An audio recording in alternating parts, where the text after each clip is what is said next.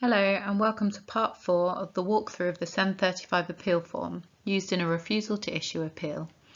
This part will take you through how to lodge your appeal, what mandatory documentation you will need to lodge, and what additional information you might consider submitting.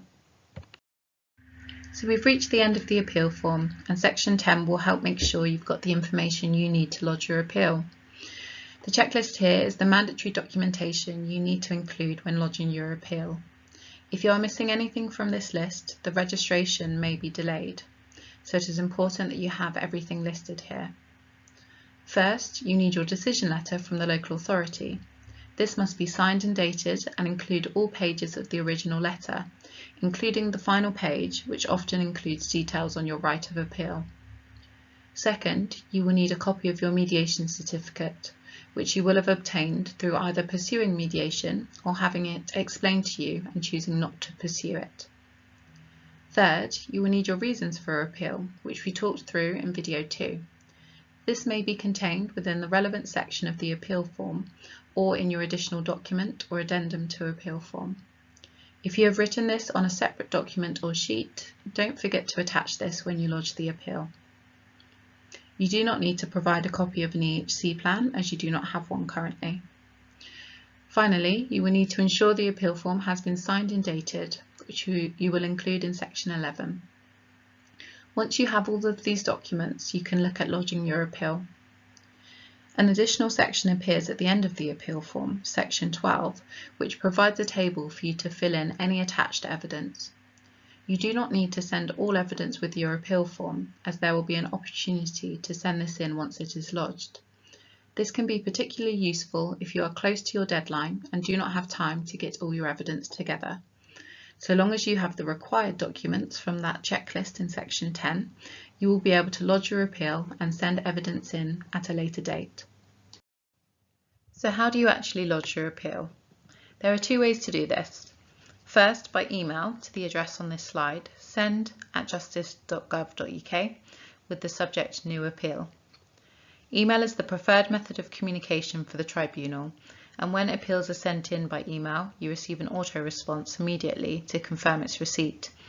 It is also easier to keep a record of what you have sent in and when, and finally, it's much easier to attach evidence. If you do not have access to a device or email address, you can send your appeal by post. We advise sending by recorded delivery to ensure it is signed for and tracked.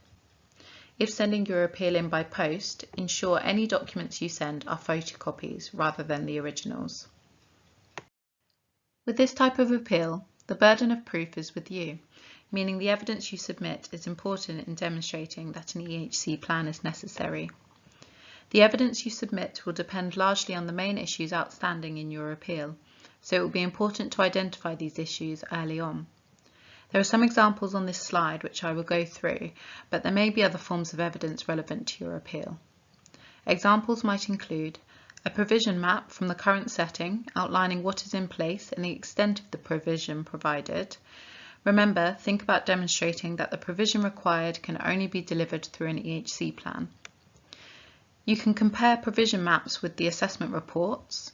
Is there any additional information school are putting in place or want to put in place that has not been identified during the assessment process? It will be very important that you communicate with the school about any barriers to delivering specific provision. Are there ways to resolve this with additional support from the local authority, or can they only be delivered via an EHC plan? Another important thing to include is information on previous provision up to this point and the impact of this. If the child or young person is not making expected progress, despite provision in place, this may indicate the need for an EHC plan. Evidence of this might be in the form of meeting minutes or evidence of the assessed plan due review cycles used by school. Any other relevant professional reports that have not been considered by the local authority are also relevant, as well as reports from the school, and those could be school or progress reports or incident reports, including exclusion information. If you have a home-to-school diary or communication book that details the school day and any difficulties that arise, this will also be useful evidence.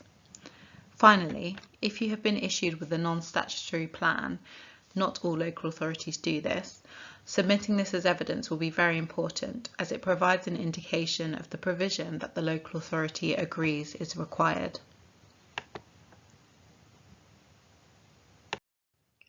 That brings us to the end of our appeal form walkthrough for a refusal to assess appeal. There's lots of information to take in, so please do take your time, pause the videos, and take the appeal form section by section.